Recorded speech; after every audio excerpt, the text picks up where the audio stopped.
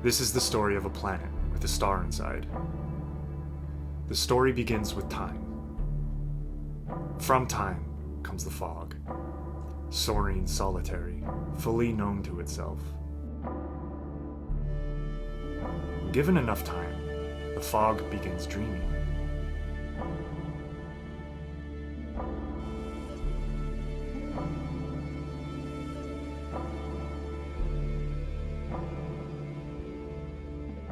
It dreams up the spheres, the 6 moons, and the planet with a star inside.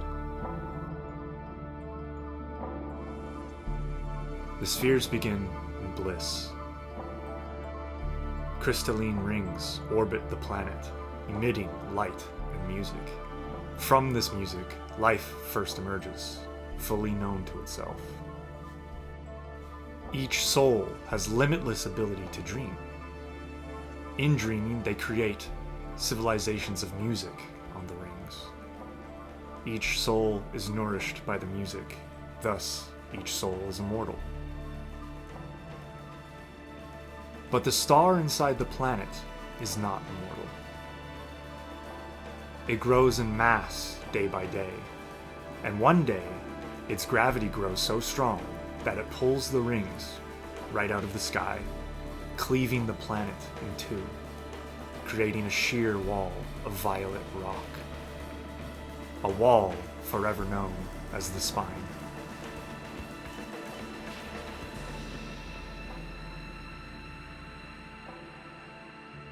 The souls living upon the rings are saved by an unseen power, the fog itself dreaming the spheres into being. But the cost for their survival is their immortality. The people who survive Ringfall remember nothing of life on the rings, the music, their dreams.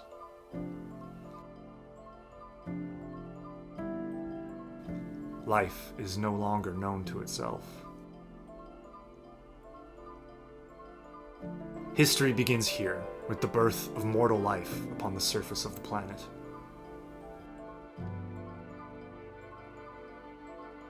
The mortals suffer. Life on the surface is a bad dream, and they long for an age half remembered, an age when all was magic and music and bliss. The mortals expand to the 6 continents. Civilizations rise and fall. In time, 2 empires rise, vying for total control of the sphere. Their wars scar the planet.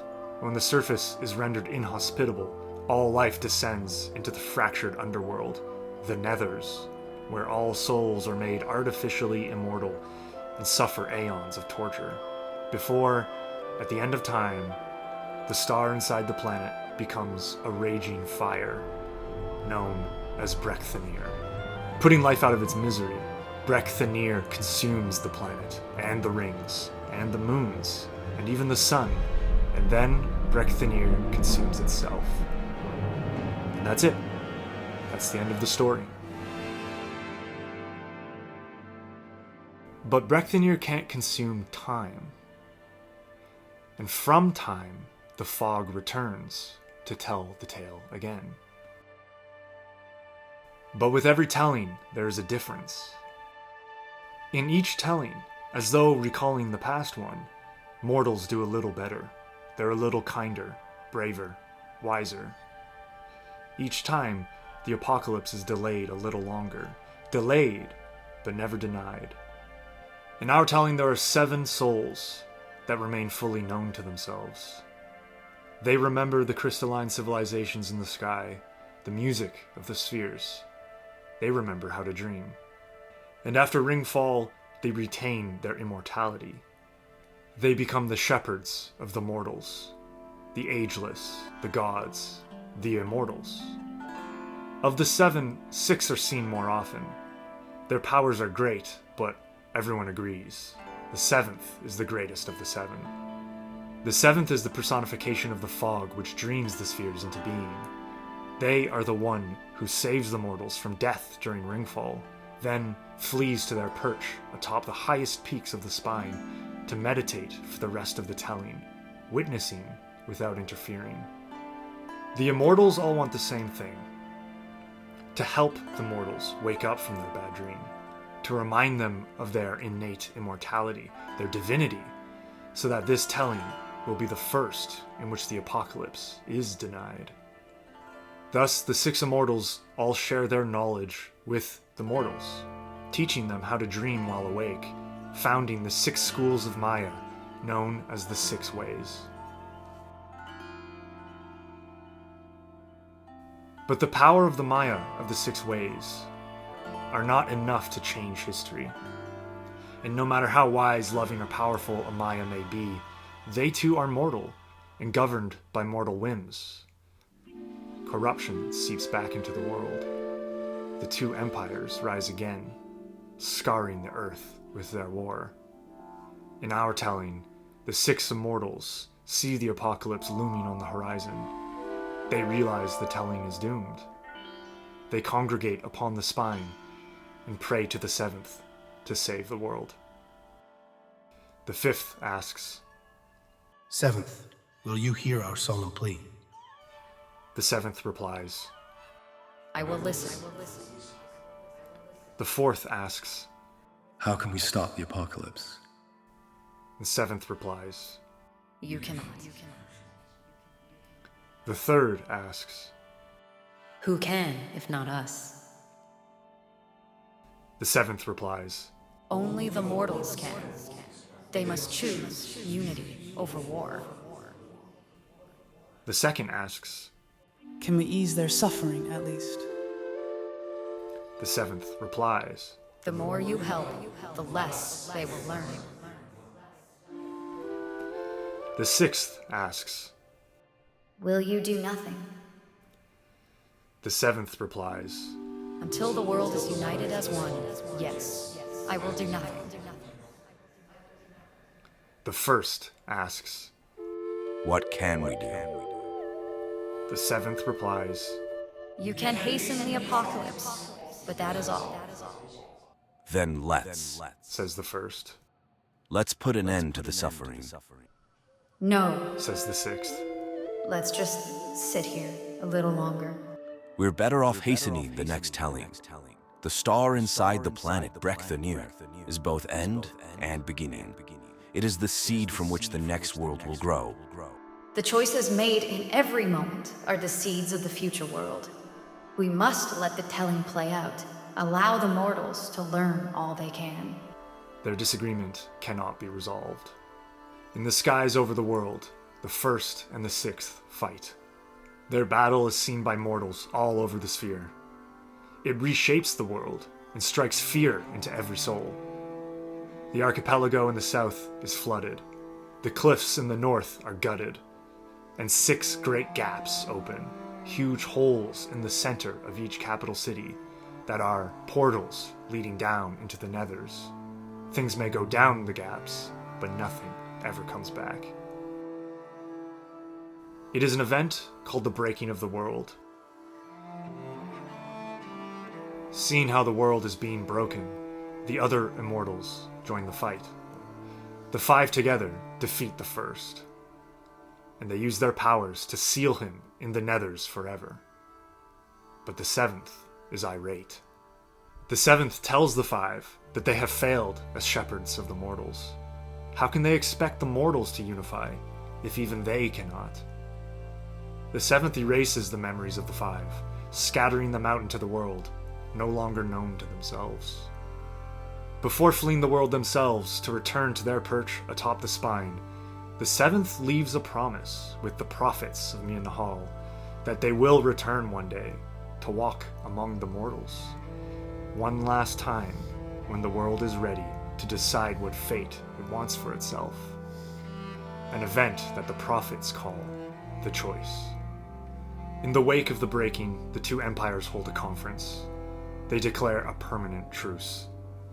They each agree to govern one half of the world, and both agree that Maya can no longer be trusted.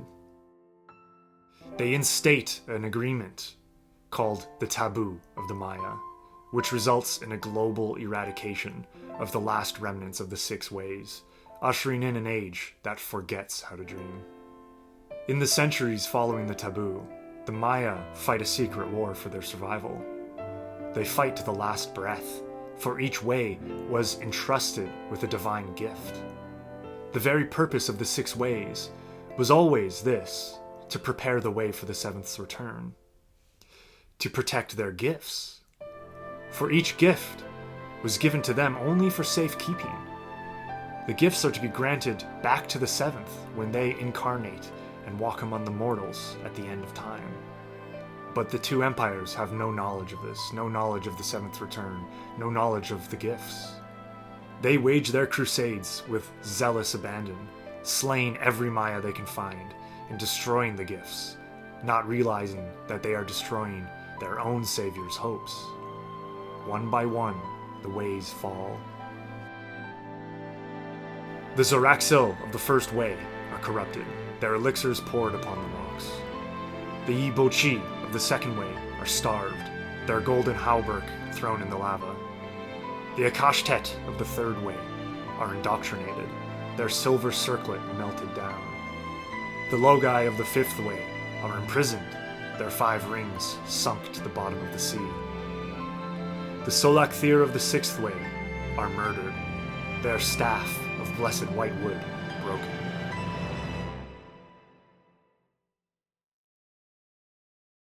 Only the Kaikusai of the fourth way survived the purges, and the fourth was the only way that was granted 2 gifts, not 1. The crystalline sword of Amshi and the sign of the 7th, to be worn so that all will know who they are, an object that's simply called the sigil.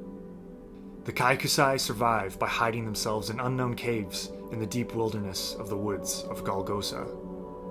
For nearly 2,000 years they remain hidden, until in the year 1980 AE, when a Commonwealth soldier named Carthanon Elias Decorus finds the last cave of the Kaikusai.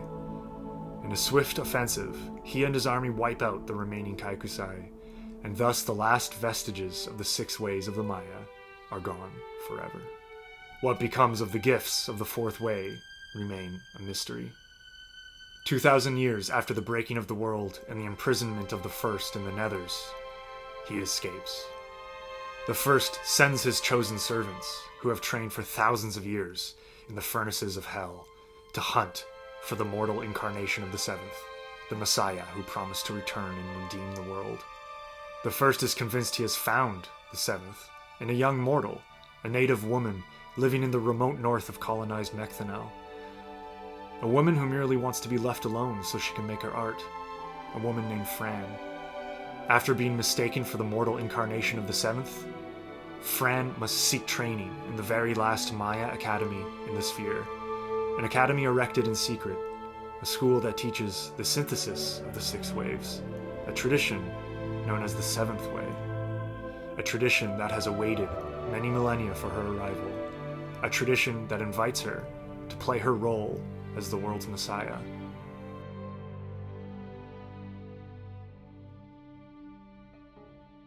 Fran's story is the great culmination at the end of history, the telos of the many tellings.